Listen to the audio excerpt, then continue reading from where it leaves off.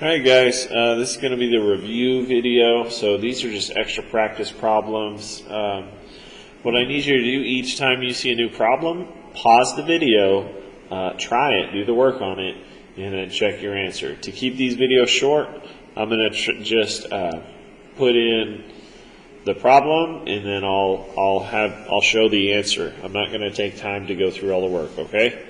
So domain and range for this graph. I want you to find the domain and range for this graph.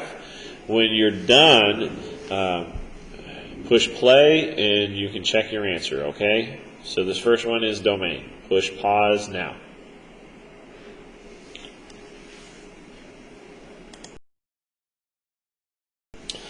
Here's what I got for my domain and range. The domain went from -3 to +2. This is left and right. Included, not included. The range went from -5 to +4. That part's included because it's closed dot, and then if it's on the line, it's also included. That was the first one. Alright, on the second one, we've got a slightly different graph, and I'll go ahead and put a point so you can see where it stops. I want you on this graph to also find the domain and the range. After you have the domain and range, you can push play and see the answer. So please, this is number 2, push pause until you've worked it out. Push pause now.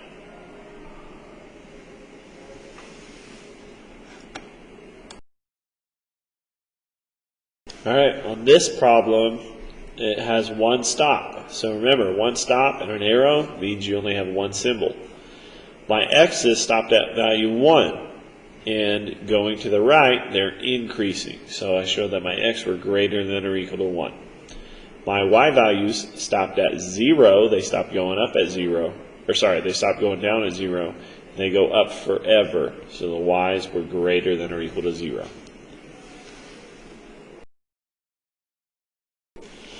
Alright, now we've got two graphs. I want you to find the slope on each graph.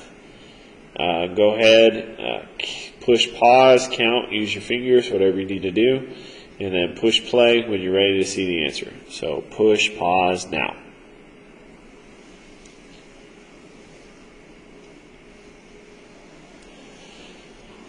Alright, these are slopes for rise over run. For this one, this is going to go down 1, 2 spaces. So it's going to start out -2, and then it's going to go over 1, 2, 3, 4, over 4. So it's a slope of -2 over 4, but this one does simplify down to -1/2. Make sure to put your fractions in simplest form. On this one, from this point to this point, it goes up 1, 2. It goes over 1, 2, 3. So my slope is just 2 over 3. Make sure it's always rise over run.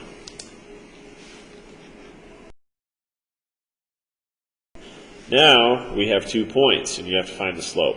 I'm going to go ahead and write the slope formula up here in case you didn't have it at home. y2 minus y1 over x2 minus x1. So try to find the slope between each of these points, and then when you're ready, push play and check your answers. So push pause now.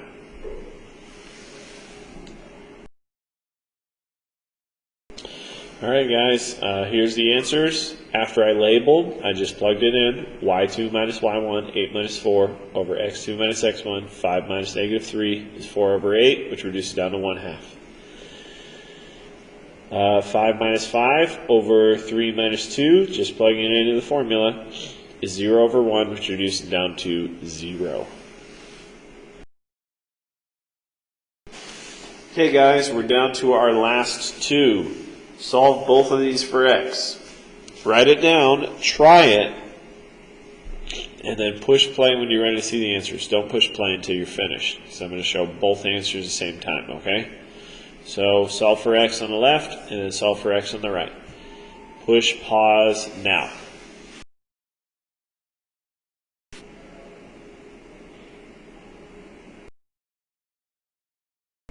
And here are your answers. See how you did. The only thing I want to point out is if on the inequalities you put x on the right and show that x is greater than or equal to 5, you could rewrite it to where x is written first. Some of your answers may be written like this. So be able to flip it, make sure the alligator goes to eat the x each time, if that's the way it was pointing. I hope this was good practice. Good luck on your test tomorrow, and make sure to study your notes.